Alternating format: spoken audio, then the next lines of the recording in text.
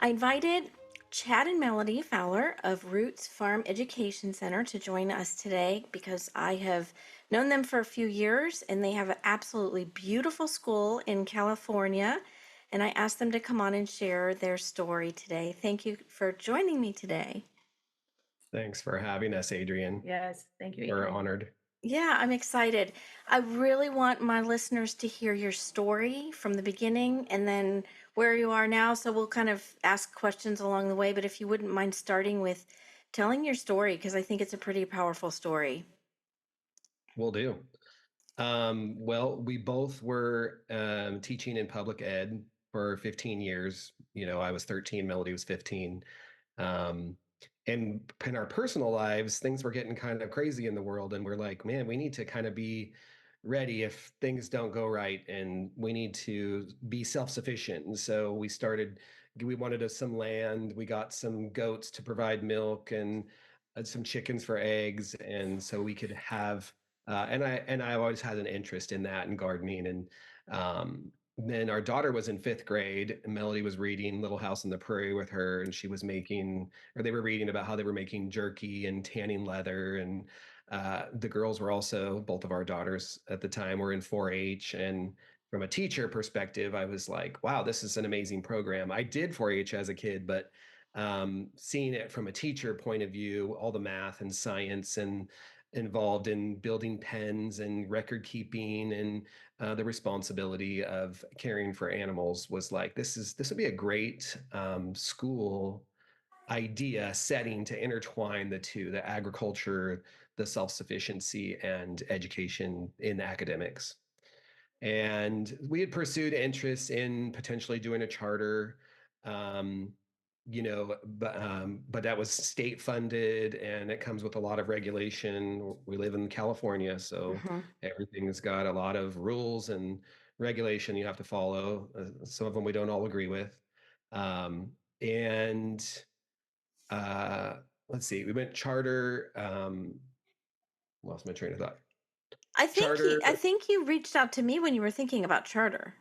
We did actually. Yeah. Yeah, Melody has always had an interest in classical education. So I was following a classical education Facebook page, which I guess was yours, or was was it a mine. different? Yep, Okay. that was my page. Yep, and it's So run by Jeffrey Bond now. I gave it over to him when I left Facebook. still follow.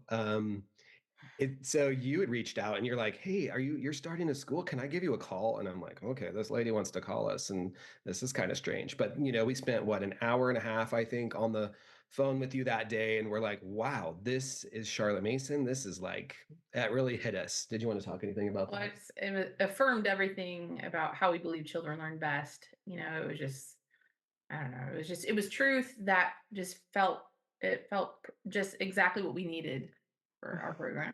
So we kind of ditched the idea of the charter, and But mainly because mainly because COVID COVID.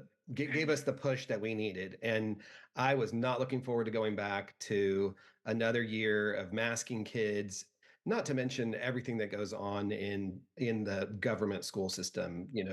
Every kid's a color. Where are they at? Let's focus on the low ones, but there's nothing for the high ones. We have to accept this behavior and we have to tolerate this behavior, and it's just frustrating. And I'm like, what about this one kid is taking up all my time and you're allowing this behavior to continue? And I have 28 other students who are sitting here for an education, and they're getting the bum end of the deal because uh, my time is being spent with one student who's not properly being disciplined, or whatever you want to consider that, whatever So, the issue is. so you were feeling very unsupported then by your like the leadership in your school and the Absolutely. policies and stuff. Yep. Okay. Yeah. Yeah. To, oh, we have to just tolerate, we have to tolerate that behavior because, I mean, a slight example is a student mouthing off, telling the teacher off in cuss words, Mhm, and mhm. wanting to write him up a referral for that. And the principal was like, no, well, we can't do that because we're just Yeah. focusing on them not hitting. And It's so, interesting that you say that because my godson is a teacher in the public schools, and he recently was telling me he when he went into being a teacher, what, 3 years ago, he was so excited to be a teacher, and I now do. he is now. I can't do this anymore because these kids are a mess and I have no support. I mean, the story you're telling me is exactly what he has with him. The same thing. He's got kids that need written up and he's not allowed to write them up, and they're cussing in class and they're bullying each other. Yeah, I don't understand why they're so why it I don't understand why we're letting this happen, honestly. Yeah, it's very frustrating. And just it reminds me really quickly of Melody just made a post for our school as yes, it's what was your quote? The expense you can't afford. Some say we can't it costs too much, and we ask, can you afford not to? Can you really afford not to send your kids to a private education or a faith-based education, considering the culture we live in? So Right, right. Yeah. So, So you actually invited us to Texas. We went and visited John Hetzenreiter at mm-hmm, Responsive Ed, and we went to St. George in Denton. mm-hmm. And where else did you take us? To I the th- Mary St. did you go Mary's? to Flint Academy, We tried to Paula's? go to Flint, but that didn't work out that Oh, day. you went to Saint Michael's in Dallas, Yes, that little Catholic school. Wonderful, beautiful Catholic school. Yes, love it. And St. George was Benjamin Lightus School, which ended up getting shut down because of COVID, but most beautiful school ever. Yeah. yes. And so that was great, very inspiring to see all that and learn from that and be like, wow, we can do this. And so COVID, and I said, I don't want to go back in the fall. I don't want to mask kids all day long. I don't want to go back to the behaviors, all the things. And I was driving down the road in our small little town, and I saw this building that was empty. And so I messaged my sister-in-law who works for the tax collector for the office, and I said, who owns this building? And she gave me the guy's name and number. I called him. Oh, I'll meet you there in 20 minutes. And so it was an old pizza parlor, but it had this natural, you were there in the beginning, it Mm-hmm. had natural wood walls, and it had some rock to it. And so it had a lot of the elements and the aesthetic pieces that really just fit well. And we had three little classes. We started with a K2, a 3-5, and a 6-8 class. And Melody and I and one other teacher, and we just hit the ground running. And we already had a little bit of a following because we were kind of trickling ideas that, hey, we might do this farm school, this charter. We had been collecting a lot of emails along the way and phone numbers of folks. And I just sent out messages and said, hey, if I leave my job in public ed, are you willing to pay this much for what this is what we're going to offer? And enough people jumped on. And for me to resign, I resigned. Then more people joined on, and then Melody resigned at the end of August, and there we went and started our first year. And again, much thanks to you for giving us ideas on different curriculum pieces and things that we used, and we can talk about that, I'm sure, in a minute. But Yeah, so that when was a bold, brave step for you guys. I bet that kind of felt a little bit like jumping off the deep end.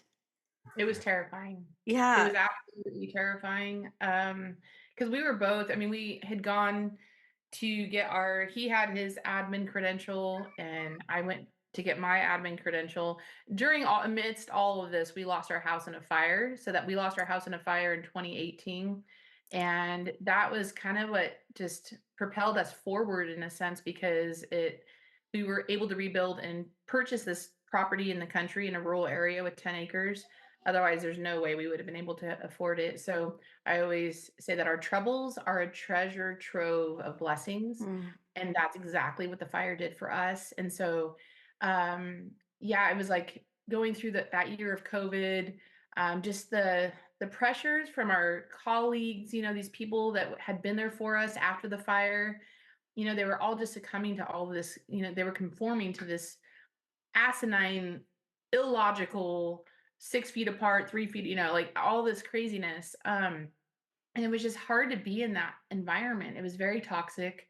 It felt like a Twilight Zone episode, and Mm-hmm. it was like, what is going on? Kids weren't even on campus. The distance learning was not working. And so, uh, that summer, yeah, I mean, we were just like, we thought, in my mind, I'm like, okay, God's going to act when we have all our paperwork ready. We need to have all our forms ready. We can't enroll people into a school unless we have forms, right? But he's like, "No, I'll give you space first. I'm gonna give you the space first, like Chad was just talking about." And then the forms came later, obviously, and it was quick. And we met with families in our home. We had a small feast displayed of books and literature, the things that we were going to be reading, and our idea and our vision for what we wanted to do. And um, we thought we thought God showed up for us after the fire. Oh, he carried us. I mean, he's like, Mm. "If you're willing to make this leap, I have you." And the people he sent to us, all the support, we had strangers calling us like, "Hey, I work for the IT department in the high school, and I want to come set up your projectors, and I want to help you guys technology, like tech wise." And we're like, "Thank you." And this other lady, she's like, "Hey, I have a copy machine I want to give you guys." Wow. I mean, I can't go down a long list. It was just like, I guess I'm still humbled Mm-hmm. at his graciousness, and he was so good to us in that. It was hard, and that will come up later, but I mean, it's definitely hard work and you have to have grit to do it, but the reward is like, Mm. it's it's hard to describe, but so that was the beginning. The fire was the beginning of our faith, and the past 4 years at Roots has really transformed us spiritually. Mm-hmm. We've both drawn really close to him, and he's he's been with us every step of the way. So Mm-hmm. it was a leap that needed to be taken, and COVID was a blessing in that because we may not have ever jumped. Right. But those conditions forced us out of that comfort Right. zone because we were both very comfortable making really good money, but nope, it wasn't enough. Mm-hmm. So we Mm-hmm. launched off that first year. We had 57 students in 3 forms, and then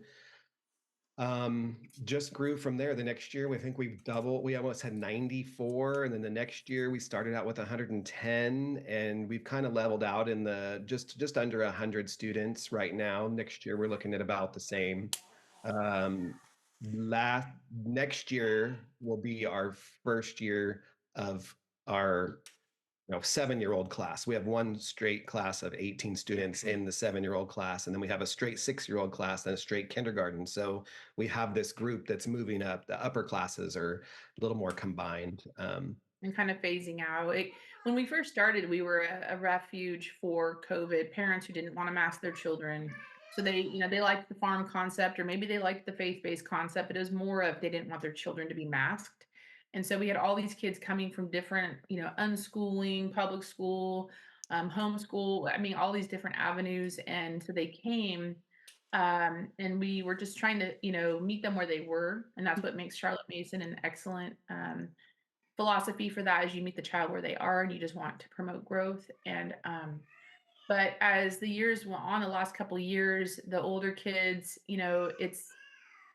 it became more evident, and we were learning too that our motto is education with a purpose, and we got that from Temple Grandin. Let me just go back to that really quick. Temple Grandin is a cattle rancher. She's and a college professor and a there, college professor. and autistic, severely She's high autistic, functioning high autistic, functioning. brilliant, and came up with a lot of solutions for cattle. But we went to see her as she came to our town, and I was taking notes, and she had said education with a purpose. And so I asked her afterwards, I'm like, can we use that for our little farm school? And she's like, absolutely. And I thought that the purpose was originally to just get kids to be self reliant when it came to homesteading. But over the past 4 years, that purpose became more evident that it's their relationship with God. And I looked that up when we were in Ambleside. We went to celebrate Charlotte Mason's 100 years since her death, and there were You some went, things yeah, that you went to Ambleside, England. That's right. I forgot you guys went there and got to meet Karen Glass. And then yes, you had Karen and I come out, or was that before Karen and I came? That was after after. you After. guys came. Okay, okay. So you had already met Karen. Yes, we were spending time with her up in the archives. I was like, oh my gosh, this is just so awesome. I'm sitting here with Karen Glass looking at stuff Mason wrote. And it was a good conference overall, but there were some things that troubled me a little bit. And so I was up one night going, I know that Christ was a huge part of Mason's philosophy, and I found it that she said that the chief purpose of education is a child's relationship with or knowledge of God, and so that's become more of the center of our purpose. Education with a purpose. He is that purpose, and um, nothing brings us greater joy when we hear children saying things. For example, one of our first graders this year, we were in rotations with the joy subjects in the afternoons, and one of the boys was like, "Can we go outside?" And it was really hot outside. And I'm like, "No, we're not going to go outside right now." And he's like, "Well, you take your class out there." And I'm like, "That's not really true." But I go, "But even if it were true, not, life isn't fair. And this, we're going to stay inside and do this, whatever task we were doing." And then this other little first grader says, "Life's fair."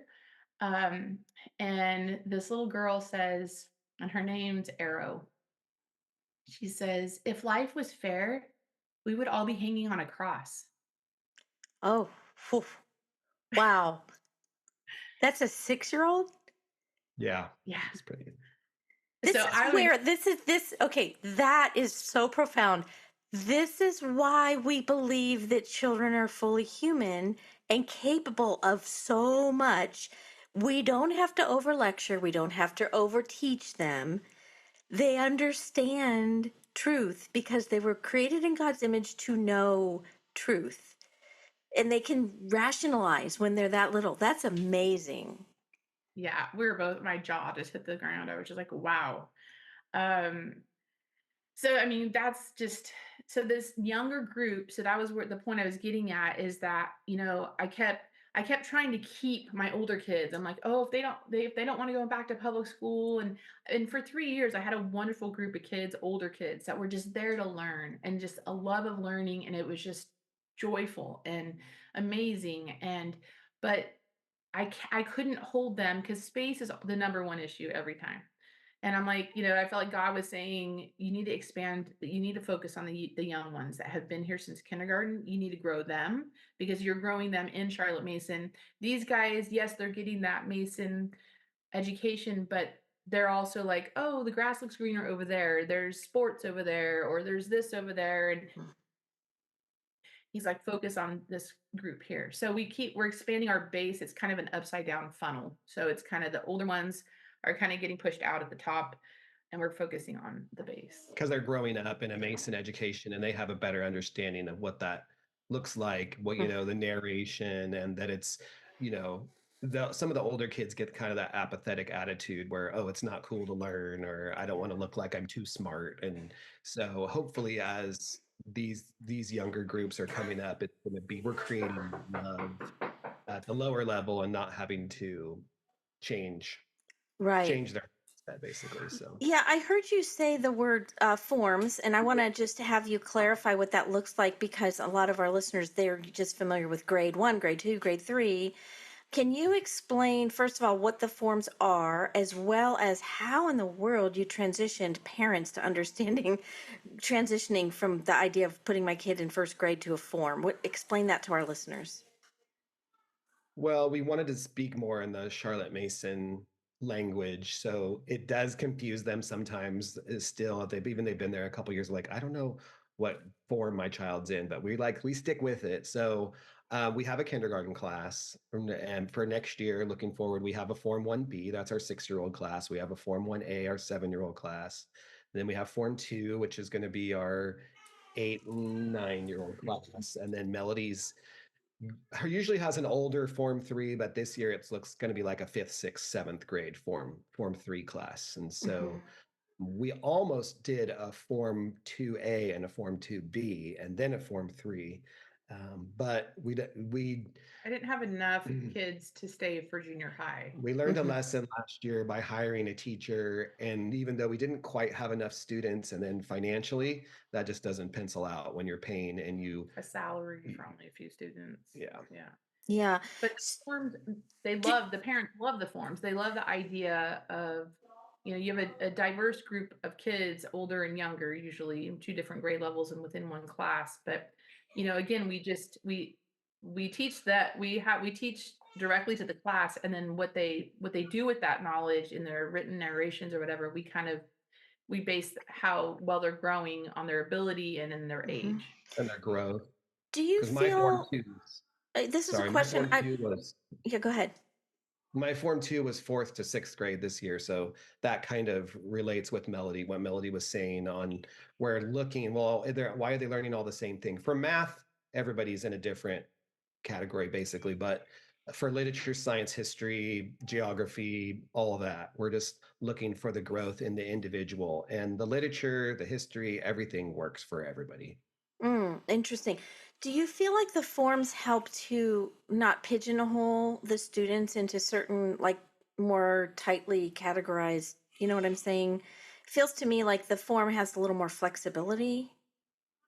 Absolutely. Yeah, and what you were saying about the parent, getting them on board with that, they still go, "Oh, my child's, 13, so they're in 8th grade, and this is Hmm. what their friends in public ed are doing, and this is the test I gave them from the public ed, and it said they were only, this level," and so they were comparing it, and we're like, "Yeah, but can they name 3 composers and their works of, their works? Can And they they?" narrate the whole history of the Black Plague and what outcome that had on the economy, on the workforce, on just personal lives. I mean, no, they can't do that. So Right.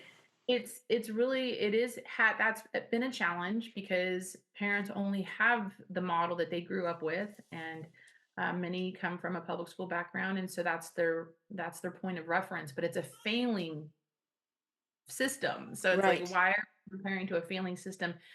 Look at how your child comes home every day and they're excited to go back every day. I mean, that to me speaks volumes about that they love being there, they love learning.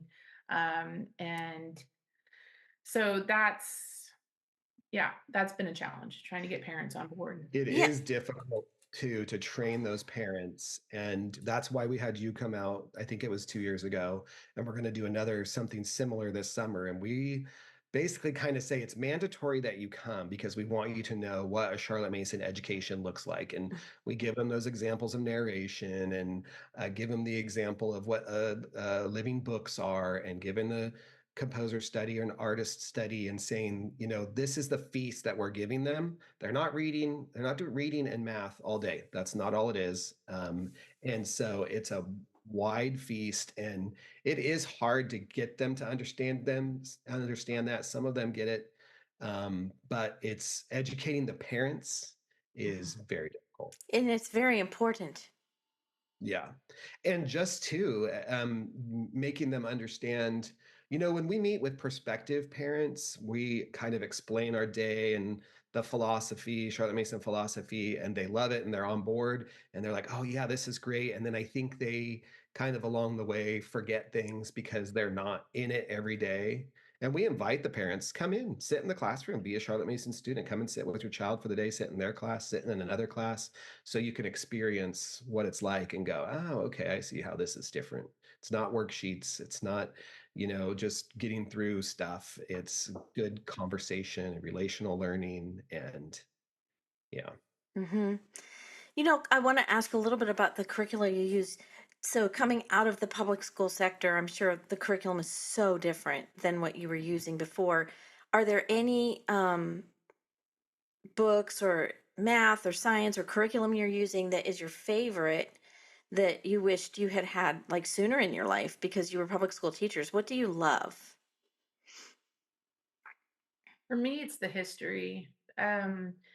The history, so the some of the literature or books that we've used, it really just makes it relational. And for example, I mean, I taught James the story of Jamestown for years in 5th grade and 8th grade.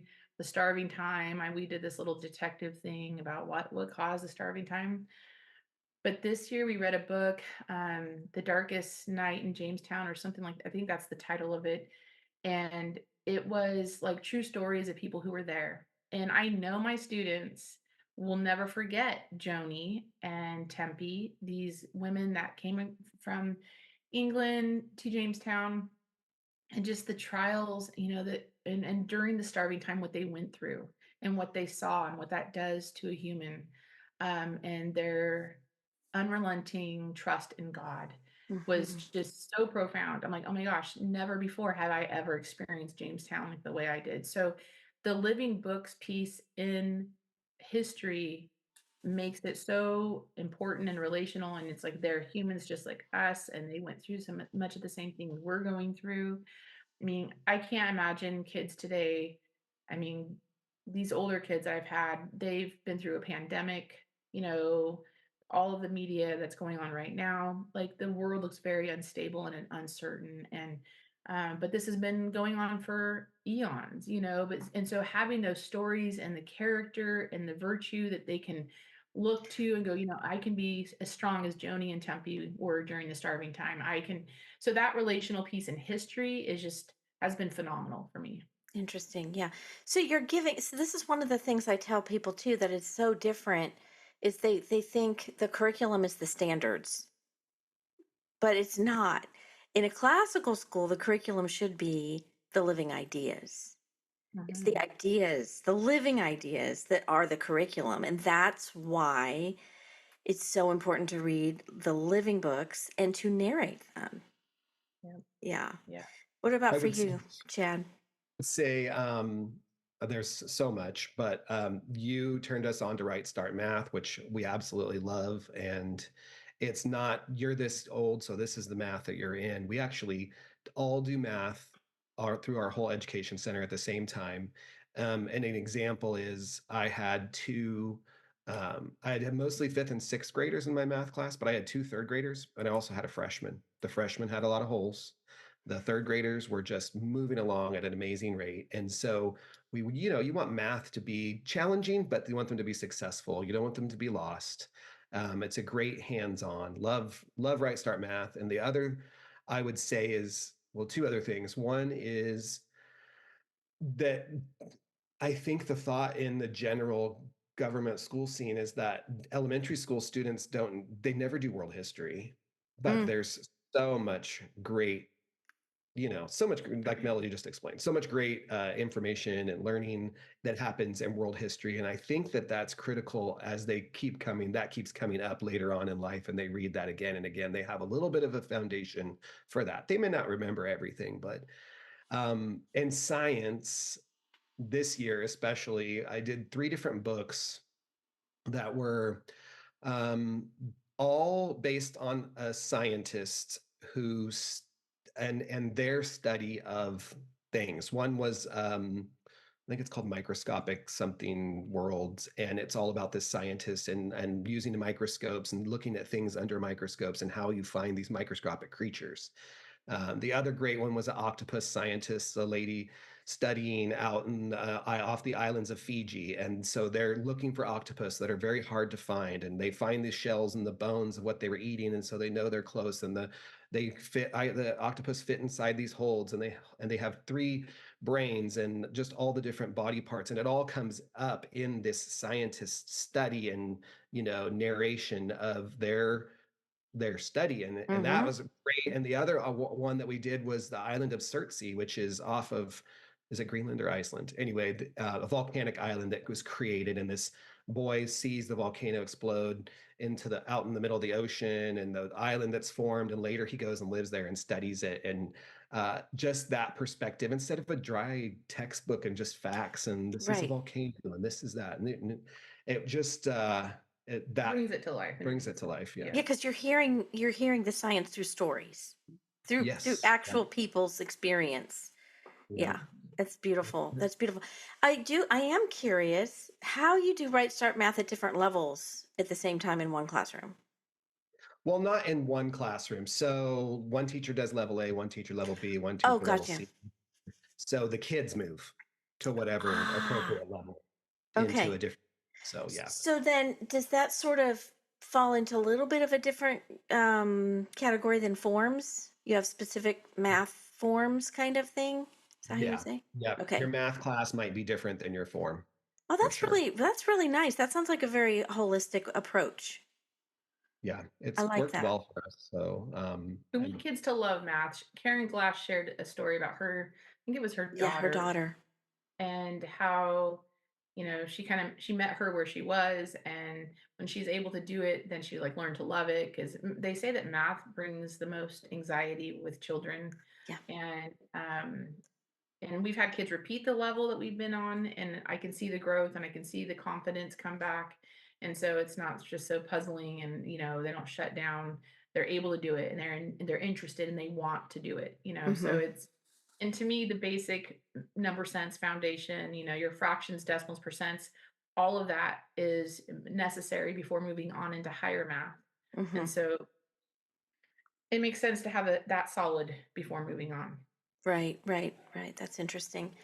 Um, I had another question. Oh, um, for the people that are listening that are thinking about starting a school, because I do actually get quite a few emails of people asking about that.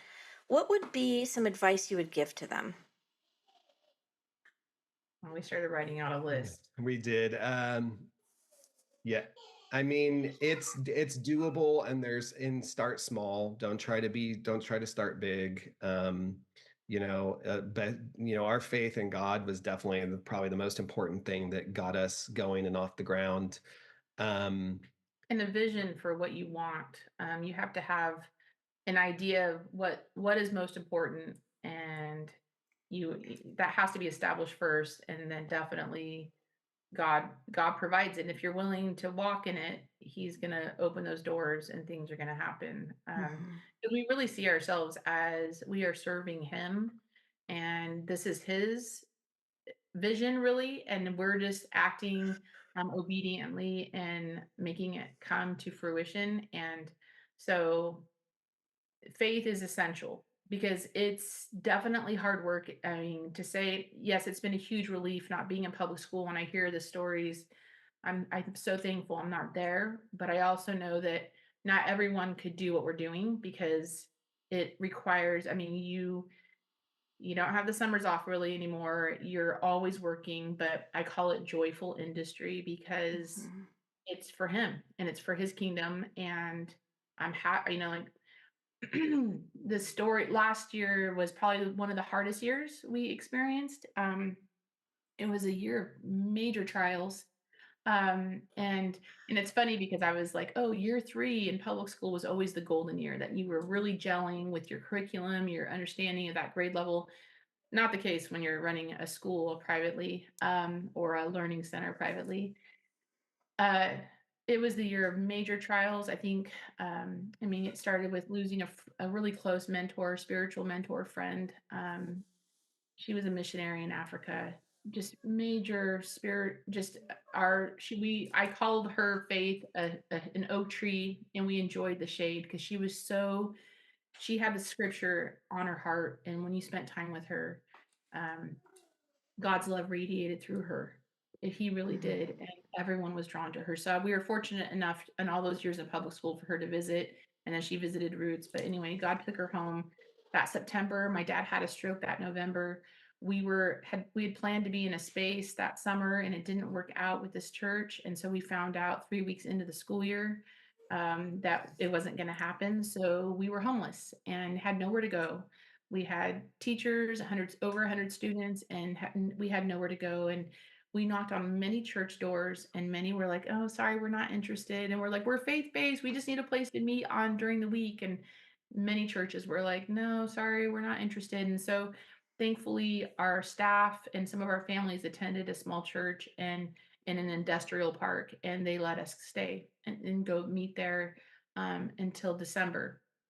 So we were packing up every Monday and Friday, packing up Friday, unpacking Monday. We had 5 storages at that time. We were still living out of boxes because we thought we were moving into the church place that backed out at the last minute. And that work, that was grueling. But I was driving to work one morning and I was like, I would have never been this close to God when I was comfortable in public ed.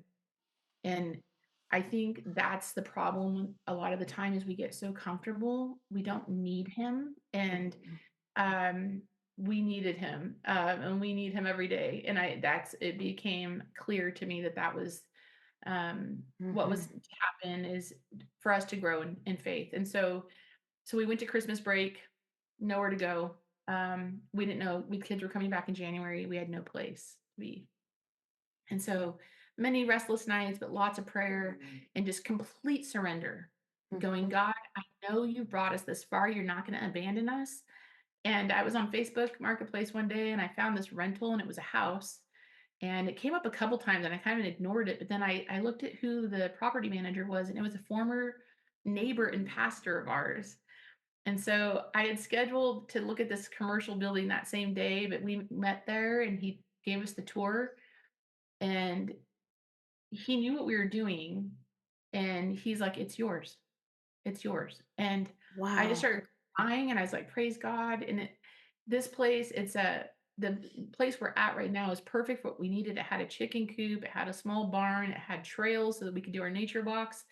It was off the beaten path, beautiful view of our western mountain range, um, and enough space. So we got the keys on New Year's Eve, and we flipped it into a learning center in 8 days. Wow. Uh, and those were the nights where we were driving home exhausted, 11 o'clock at night, just exhausted trying to get that place ready for the kids to come back in January. And I was like praising him. Mhm. So I Is it think Melody's point with all that is there's always going to be trials, and there's always going to be things that come up with having a business, a school, whatever you want to call it. It's a lot of challenges. Staff, it's very hard, and we could talk about that in a second. But I would say, as we said, your question was advice for people wanting to start. Have a clear vision, which we created that feast. We gave an example of that feast in a physical mode, and we also had posters of these are the Charlotte Mason uh, education, the 20, what are they? The 20 twenty principles. principles of education. We gave a timeline of the day and what that would look like in our Roots Farm education day, what that would look like, and gave parents a clear vision so they know what they were getting into. So they were willing to give us money and willing to um, help us pay. And that was a thing, we had to have make enough money to leave and still be able to pay our mortgage and move things along in our lives and to grow the school. And so it doesn't have to be expensive either. I mean, you know, it's not like you have to have 100 textbooks for everybody. You have one book that you're reading. We found a great deals on used furniture for chairs and tables and desks. I went to online auctions. um, that's really, and finding teachers is difficult. And then how do you pay them? There's a lot of teachers that want to leave public ed. We have a couple, we have three. um, but they're not going to, we can't compete salary wise with what they're making there and with all their, um, Because they're being and paid for compliance. They're being paid to go along with the crazy. yeah, so that's difficult, but possible because it's more rewarding. The one girl was 9 years in as a first grade teacher in the local public school, and she's like, "It's just so freeing. I never thought I could read Robin Hood to the sixth graders, and they would cheer at the end and be so Six happy." year olds, What did I say? Sixth graders? sixth graders. 6 year olds, yeah. So she loves it, and she's just like, "You guys just take all the stress out of my old job, and it's just freeing." And so I love that. It is. It is freeing because you're actually acting like human beings and caring about each other. And you're Yeah. actually caring about kids who do need to be disciplined because they yeah. actually do need to be disciplined. We discipline the people we love, right? That's what the Bible tells us, you know? So that's beautiful. I love that so much. Okay, so tell our listeners how you go about the hiring process because I know that's a huge thing. I get asked that question and it's a really hard one to answer for me. So I'd love for you to tell us how you go about that process. Can I start with experience matters? Okay. Experience matters. We've learned that too many times that um, I mean, someone can have the right heart and want to do it, but if just having any kind of classroom experience managing children, because if you don't have classroom management, um, then it's hard to do anything because it. if kids are being disruptive and you're not correcting it, and you don't know how to correct it, it just affects the whole learning environment. So we've kind of learned that that any kind of classroom experience or large group experience is essential. Mhm. How do you, so I'm going to interrupt real quick. I know you're going to say something, Chad, but I have also heard the flip side that it's almost somewhat easier to hire people that don't have the experience because you have to kind of untrain them from the public models. What have you had that experience with being, I mean, Well, I think we're somewhat talking about two different things. I think what Melody is speaking of is specifically geared toward the classroom management piece. Some okay, of our classes we kind of have around 18. So if you can't, put out those fires and Or have a system. You have to have systems within a classroom of how things work, where papers go, how to manage just all of it. There's so many different moving parts to operating a classroom that if you right. don't have any experience in that, it doesn't work as Hmm. smoothly as it could.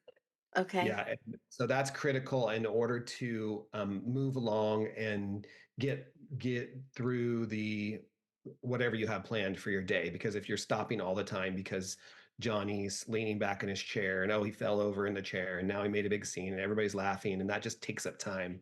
So that's what Melody's talking about is that classroom management piece, managing the students and the flow of the day. And what you're talking about is retraining from public ed to a Charlotte Mason teacher, I Mm-hmm. believe you're talking Yes. about. So that is difficult as well. Um, but as I just said, that first grade teacher found that, wow, it's just really amazing that the kids really do sit and listen to Robin Hood and they love it. And it's so much more it's it's more beautiful than all these little I'm reading out of an anthology where you're reading these silly little stories that really don't have any meaning or value or virtue or truth. So, um, but there is definitely, and even Melody and I, even though this is going to be our fifth year coming up, that sometimes you fall back into your old ways, and so that is difficult. Uh, we try to train the teachers and next year we're actually going to take half day Fridays and have intentional staff days where we're going to focus on Good. some Charlotte Mason every week and connect more as a staff because we've had a little bit of a disconnect. This year we actually are hiring a intern, I guess, for the lack of a better word. She's kind of going to be a student teacher. I've had probably 10 student teachers in my time. Melody's had a couple, and she went to our local Christian college, and she was going to do a credentialing program, and the financing for it got cut. That she was going to be paid for, and she can't afford to pay for the credentialing herself. And one of our parents, she works at one of our parents' bakeries they send their kids to Roots. And we met with her and said, she's like 22. We said, if you're willing to be coachable, we can train you to be a Charlotte Mason teacher and coach you up and give you all the skills. And you don't need to have a credential to do that. But you got to be coachable. You got to be willing to listen. And what else would you Well, and add to that's, that? I mean, that's a big part of, yeah, she's a Christian, and that's being on that same page is essential too. Mm-hmm. That we all have the same vision, because a lot of people have called what we're doing a ministry, and it is because I mean I just met with gosh 10 of my high school students for a Bible study, and we're gonna have a Bible study all summer. We're going to be reading Mere Christianity, and then I got this book. It's a 40-day disciple book, because that piece, the growing in Christ and knowing who he is key. And so um I said this when we've had some experience with different teachers, and it's hard to teach children to be arborists if you don't love the forest. Mm. So they have to love Christ, because that's key to what we're doing. And I mean, even within that, we're in different places, but their heart needs to be for him, and that's key. But one of our teachers right now, we just have one, and we're trying to retrain her. I mean, she's very into the product mindset of public ed, where they look at children as colors, exceeds, meets, All the data. meets Right. sometimes, doesn't meet at all, or behind 2 grade levels. And so pink, yellow, green, and blue, but trying to get her to, I'm like, persons, not product. Persons, not product. Right. You know, trying to get her off that, looking at them through that lens. I mean, she's really good. She's invested. She's very passionate. She loves the living books. But she just the measuring piece of. Sure. Yeah, so that takes us into the next question. How do you deal with grades and all that, and how do the parents respond? Real quick, I just wanted to add Yeah. about what we've learned also, I think, is that we have a clear expectation of what a Charlotte Mason just kind of bullet point a classroom looks like and the teacher expectations of that. And I think that this year we're also going to have more because we have the intern teacher who will take our classes. We're going to spend more time going into the classroom and observing, which we've never got to do before because we're teaching. So we don't have that opportunity, but to go in there and be like the atmosphere, are you, how are the narrations going? Are they too long? Are they too short? Are you allowing them to narrate? Are you interrupting them? uh, all the things that we would look for in a good Charlotte Mason classroom. So I'm glad you said atmosphere because I think it's gonna be more for. I'm gonna be looking at the students and their engagement, Hmm. how well they're engaged with the curriculum. Because maybe the teacher's reading a book that's not that great of a book, because the kids aren't enthralled. So not because that was something that was always in public ed, like, oh, they're doing observation, and you felt like you were underneath the microscope, and oh my Right. gosh, what if I did this wrong? And I don't want our teachers to feel that way. I'm really more focused on how the kids are engaged with what's being done in Hmm. the classroom, and like you said, atmosphere, I think that's a key piece. So Hmm. anyway, the growth reports, is it yeah. Benjamin Lida? He was so generous in his paperwork and things that he shared with us from St. George. And so I give him credit at the bottom of our growth report, our front page of just, what this is, how it's different from a report card. But we have the habits, and we have a scale of, always, sometimes, rarely, always, sometimes, Often. always, often, sometimes, and rarely. Do they display some of those mental and spiritual habits? And then we go into the curriculum, and it's a lot of different categories of, geography, world history, U.S. history, penmanship, grammar, all of it. Even the handicrafts, citizenship. And so we measure that with meets with excellence, um, meets sometimes and does not meet. And so we even talk, we have on there independent reading because we don't have homework, but we do assign that they need to be reading 30 minutes a night. Parents can be reading with them. And then the math games with Right Start are mandatory to develop those math facts that are essential Hmm. in being successful in that whatever level they're in. So That's good. And with those growth reports, I'm assuming you do a lot of written narrative responses. What is that? There's a word for this. I know the word, and I'm not getting it. Um, it's super easy. Open commentary. ended. No, the Yeah. type of assessment, formative assessment. There it is. Formative Yeah, assessments. Yeah, we read a great book in my Form 2 class, a Marco Polo, and we tracked his journey on maps and the different places that he stopped. And so, like, the question was, tell me some of the animals or customs that Marco Polo ran into and on his journey. And it's just open. Tell me about Marco Polo's travels and what he Right. experienced on his journey. Yeah, yeah. that's another thing with parents. It's like our exams are not, we're not studying for exams. We're not giving them the questions ahead of time. We want to really know how well they engaged with the text, how much memory, like building their memory. And and you can tell which books were more successful. We read the Canterbury Tales this year, and I thought I had never read them, not even in college. And so reading some of those tales, because not all of them are appropriate for children, but the ones that we did read were great, and the kids loved them. And you can tell because of their narrations, their written narrations were just, Right. long and detailed. And What so what grade was that or form? seventh grade, eighth grade, Nice. I Very nice. seventh through ninth grade this year. Yeah. Did you That's read the great. Canterbury Tales in Old English? No, but we heard a lot of videos of Old English and Oh, just different, good. yeah. Yeah, Good. it was great. The manuscripts, I mean, just going all of the, and then I was teaching the high school history of English literature, and I learned so much there. I'm like, you guys are all learning this now. I'm like, I never even learned this in college, and you're learning this now. This is so Yeah. rich. It's so Um, good. yeah, very good. It's Yeah, great. They're getting a gourmet meal every day. they are. It's so beautiful. This is what I love about Charlotte Mason. And do you guys consider yourselves classical? Yeah, I would say we are. We're Yeah. classical. Because We're not reading. everybody that's Charlotte Mason thinks they're classical. But I mean, I think Charlotte Mason is the best picture of what a classical education looks like. From what I read in the tradition, I'm like, well, that's very Charlotte Mason. Well, I was listening to this one classical podcast, and they did not paint her in the most favorable light. I was like, Mm. what? They made it sound like she was unschooling and it was child driven and there was no order. And I was about to comment in the comment section, but then I saw that Karen Glass did. So I'm like, Yeah, and okay, I Karen. did too. And then I did a podcast episode to actually respond to that because they were not actually portraying her correctly at all.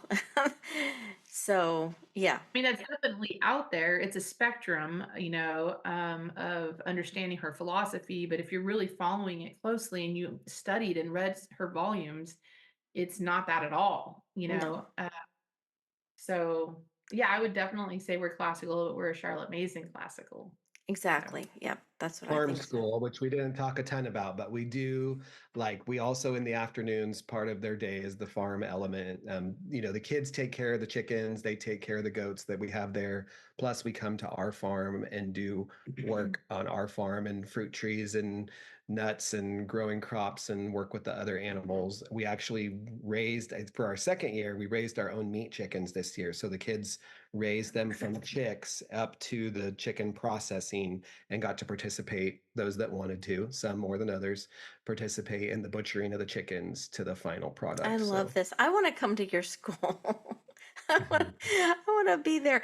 I know Chris Hall, who wrote the Common Arts book, would be super happy to hear that you guys are doing that because more classical schools need to add the Common Arts and the farming, and that's really beautiful. I think that's part of what it means to be a human being, and we need to be doing all of it, the intellectual and the physical virtue training of farming, learning out there to get our hands dirty and learn how to care for animals. Yeah. yeah, it's so natural. The kids are so natural with it. And that was something with Maya when we were reading Little House and doing 4-H and had the goats. She's like, Mom, I was able to carry the water bucket down without spilling any water, and it's just those small little tasks that are so Mhm. important as far as habits and just building fortitude and all of it, and appreciation. So they're not detached from where our food comes from. Right. But also, I think Mason, I just had to go on a little tangent really quick, but it was, in public school, it's like, oh, 21st century skills, get them locked into a Chromebook, 21st century skills, everything. There's jobs that they don't even know what they're going to do yet. And I disagree. And I've said it many times that 21st century skills, especially with AI and chat GBT, are going to be really being human. What does it mean to be human? Face to face interpersonal contact, um, pencil paper. There I read that even a lot of schools are going back to blue books and where kids are just narrating what they've learned because they know that they're going to be using chat gbt for their answers, and so you don't really authentically know what children know unless or students know unless they're writing it out. But that piece of what does it mean to be human, what does it mean to raise your own food and just all of that? No devices. Even Right. Sweden has out. They've got rid of all of their Chromebooks because there's no research that shows that children learn best through a computer screen. Well, Be- actually, there's research that shows that it's damaging to them. oh well, yeah. I Yeah. mean, right. We just read some really good. I think it's Alfie Kahn wrote some books about that. Anyhow, yeah. So I agree. I visited school, ISD down here in Texas, and it was when I worked. Anyhow, for the charter school, we went for a day to visit this huge district down here in DFW, huge, massive school district, and it was a Google Chrome event for them to like talked to us about how great Google Chromebooks are for the children, that we had to sit through a whole day of listening to all this. And then the school proudly gave us a tour, K through 12 school. I mean, we went through K through 12 classrooms with this proudly demonstrating how Chromebooks work in the classroom. I was sick to my stomach. When I got home, I cried for 3 days. I was like, why? We are ruining children. The one class that was the teacher was so proud. It was a fifth grade class for gifted and talented. This was right before COVID happened, really, a couple years before COVID. Gifted and talented fifth grade class, right? She was so proud that they were using their Chromebooks to build these cities and doing architectural city planning together. And I looked at what they were doing and I'm like, that's just Minecraft. That's Right. all that is. Like, but it was like a very expensive education version of Minecraft, right? And I'm like, if I had a fifth grade kid who was in a gifted and talented class, I certainly wouldn't want him doing that. He can do that on his own at home.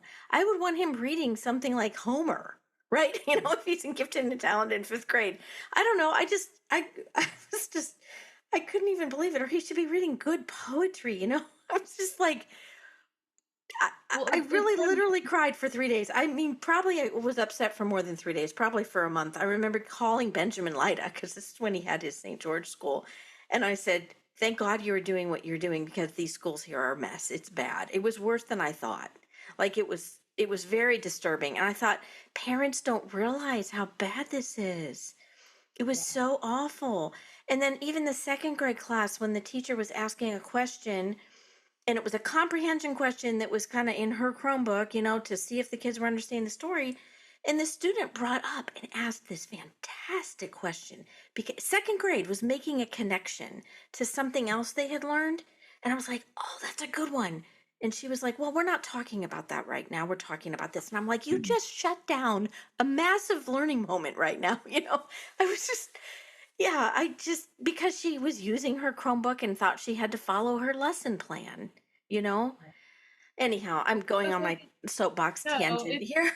it's about skills, and it's so utilitarian in that lens of what skills do they have, what can they produce, rather than looking at them as like you said, asking what questions are they asking, because that shows depth, that shows understanding. And when they can ask really good questions, um the mind, we always talk about, when we meet with parents, we're like, oh, are you familiar with Maria Montessori? And a lot of people are, and Yeah, how Maria was more brain and Charlotte was more mind and spirit, and it's like, I don't know, just that part of being, what, like, again, going back to what it does it mean to be human. And I think that's going to be pouring into children, not pouring in, it showing them these great feasts and letting them see the minds of the past, these great minds of the past, is going to only um, ignite their fire, and that's going to carry them way further into their whatever job career they choose, over than a skill set of developing right. a city on a Chromebook. Well, I'm actually happy to hear you say that schools are moving away from that because it's not good. It's Well, not and good. sweet, not in the United States, but Yeah. So, well, I'm excited for your school. I'm thrilled that you're growing. I'm thrilled that you guys are thriving. I love that you're in a house with beautiful land and property. I'm so excited for you guys. I knew you had told me you had moved to a house, but I had forgotten. So I'm really glad you shared that story. Um, Thank you guys for coming on. Oh, I always like to ask the last question at the end of my show before I close it out. If there's a favorite quote that you love or a book that you wish you had read sooner in your life. I didn't prep you for that. Sorry. well, I mean, there's many, and I have many quotes, but I did want to go back to that Jamestown book, and it was called Dark Enough to See the Stars. Highly recommend it. Such a great book this year that we shared. Um, but I mean, I have lots of quotes, and I mean, one that I always used to hold on to is, everything you do is a self portrait of who you are. Autograph everything with excellence. So that Ooh. kind of aligns with the perfect execution habit of Masons. Who said that quote? I don't remember, Oh, but that's a good quote. We'll have to look that one up. yeah. How about you, Chad? Um, I don't really, and it's interesting. Another little side note, I'm not really a huge reader. And I think part of that is because I didn't grow up um, with that being a big piece of importance, I guess. And so when I'm always, whenever I read books with the kids, it's often the first time I'm reading them. And so, or if it's pre-read, but um, I mean, I don't really have anything specific. They're all amazing. They're all great, and there's value in it all. Mm-hmm, mm-hmm. And Well, it just reminds me that I need to make sure that I'm creating that love of reading with my students. right, That um, right. What book have you enjoyed the most from your teachings? Island of the Blue Dolphins is just one that I've done for years, just because we're in California, and and we didn't really talk about. Melody and I were left alone in public ed. We never really got bothered, and it wasn't like, oh, you're not following the anthology. We didn't even do the anthology. I did my own novels from even way back because I'm like, this is boring. We're going to read one chapter out of a book. This is weird. So Island of the Blue Dolphins, I just love it because it covers our California Native American history. It's really well written. It There's great is. vocabulary. It's a great story. It's how to survive, and so many conversations that can be had about it. And my class usually loves that year after year. And you Yeah, guys I read agree. this. Yeah, my daughter Elizabeth, when we homeschooled her, that was one of her favorite books, Scott Odell. Yeah, Yeah. Island of the Blue And Dolphins. Melody read a Scott Odell book with her class this year. What was that? You guys read a book because I was like, oh, Scott Odell wrote this. Anyway, sorry to blank on I'm that. trying to look at the who said that quote. Oh, Oh, yeah. well, that's fine. Melody, don't worry about it. We'll figure it out if we don't have to. All right. It was so fun talking to you guys. My mom's going to have a lot of little bloopers to get out of this, or we can just keep it fun. I, Oh, it was so nice to authenticity. Yeah, it's I'm so all nice about to it. catch up with you guys. It's been way too long. Well, thank you, Adrian. I mean, we wouldn't be Yeah. here honestly if you hadn't given your precious time, our most precious commodity. I mean, speaking to Oh, total strangers you had never met for, but sharing your love for Charlotte Mason is like it was contagious, and it we caught it. We caught the bug, and yeah. Well, I remember you saying you guys wanted to start a classical, I think I remember classical charter school. And I think the reason I contacted you, and I forgot that I contacted you, was because I was like, if you're going to go classical, you need to look at Charlotte Mason because that's really truly classical. She's really truly classical.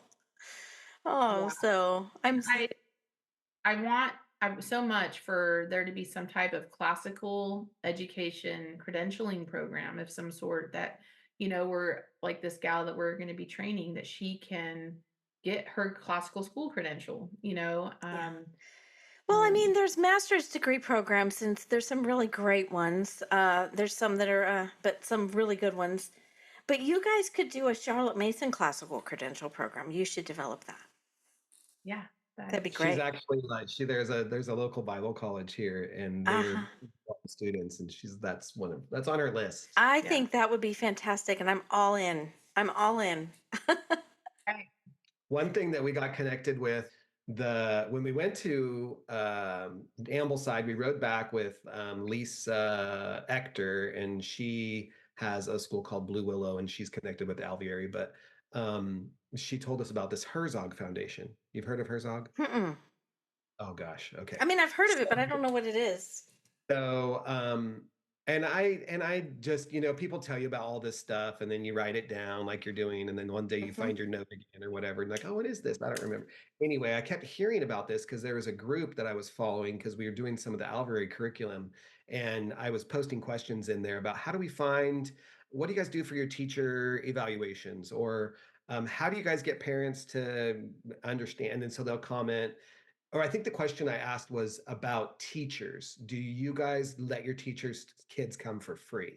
And they said, well, according to Herzog, you should pay your teachers well, and the teachers pay for their education. You shouldn't let them come for free. Um, And so I was like, man, I need to look up this Herzog. I looked it up. He was a multimillionaire. He died. He left in 2019. He left his millions of dollars and created a foundation that supports and promotes Christian schools across the United States. If you go on there, you'll see some schools that I know that that are members of the Herzog. Actually, on Sunday, we're going to be in Dallas only for the airport, but we're leaving Sacramento, Dallas to Nashville. We're going to a 3-day conference on financial stewardship. So they pay for everything. We pay for our travel. They're paying for our meals, our hotel, and our training. And so we're taking like some of our financial statements, profit and loss, and they give you a budgeting thing on if this is what you're wanting to pay your teachers, this is how much you need to charge for tuition. Or this is how you create your donor people. This is a class on all kinds of things that you need on the business side of running a school, and it's free. They give you the virtual classes or in-person classes for free. This is the Herzog And Foundation? yeah, and we Nice. watched the videos. We watched the videos on. They make you watch these first, Like module. modules on all these different things that you need, and then we talked to them and did this coaching, and they're like, "You guys have already done the hard stuff." And if we would have watched those videos, like Melody said, if we would have watched these, we would have never done it because it seems like a daunting task that you'd not be able to complete because you have to have a board and you have to have Right. all these different things in place. And And by God's grace, we did all of it. Oh, and you He guys guided don't, right? You guys don't have a board, right? We we do. do now. Oh, you Yeah. do. Okay. Yeah. That's Yeah. good. So anybody that asks you, I want to start a school, if they're faith-based, which I saw there's going to be Catholic schools there Mhm. and all kinds of different faith based schools, then they could actually go through their steps of the process to opening a school on like, how do you market your school? How do you set up do you do a nonprofit? Do you do an LLC? Does the Herzog Foundation help give some money to help you start your school too? Or just the training? I haven't seen the money piece. I don't know. I haven't. We'll find out more this weekend or next week. Yeah. But Let it's me an know. application process, so they're kind of weeding out people like that aren't Yeah. really serious, I think, about what they're wanting to do. Hmm. I think So, they want to see how much effort you're willing to put in and do, That's to make. awesome. but Yeah. since 2019, they've helped grow 450 Christian schools I nationwide. wonder if they would help me with my curriculum that that I've written. They probably would. I Real need, serious. I mean, if, they're all about the Christian faith and spreading the gospel. So, and an alternative education, which parents are looking for. Their main base is in Missouri, but the trainings they do, some of them are in Texas. I think there was one in maybe Dallas, Fort Worth, but then the one we're going to is in Nashville, and that was one of the top 3 that he said to take the financial stewardship because Mhm, it's probably our weakest area. And then this year, like we said, with hiring that teacher to do the high mhm, school, and then mhm. they dropped down to 6 kids, and we were still paying her almost a full salary. It kind Yeah. of put us in financial pain. So we don't want to do Hmm. that. Well, maybe the Lord will send a few more students to help cover that. Yeah. Yeah. So, Yeah. Well, we also, Full capacity. and we decided we weren't going to trying to do the high school piece is difficult. yeah. Yeah. They're moving on, but they're still coming to Bible study, and that's good enough for me. I just want Okay. to maintain a Good. relationship. All right. Well, guys, thank you so much. This was Thank really you. fun. It was so good to catch up with you guys. Yeah. Thank you. All right. Thank you for listening. You can get involved in a few ways. There's a Facebook page where we actively discuss the ideas around classical education. You can find us on Facebook at facebook.com/groups/classical education. And if you want to help offset our production costs, you can support the podcast financially by going to www.classicaleducationpodcast.com/support.